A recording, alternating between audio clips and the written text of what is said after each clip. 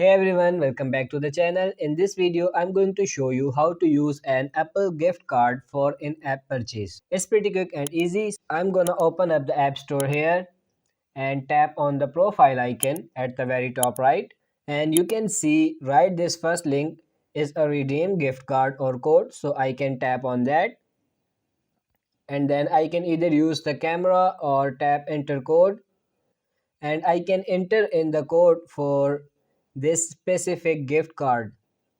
Now once I add all of this gift card balance to my app store, what the app store will do is they will default to using your balance first and then your card. So if I tap cancel at the top left here and then again hit my profile at the top right, and then here I can tap on add money to account.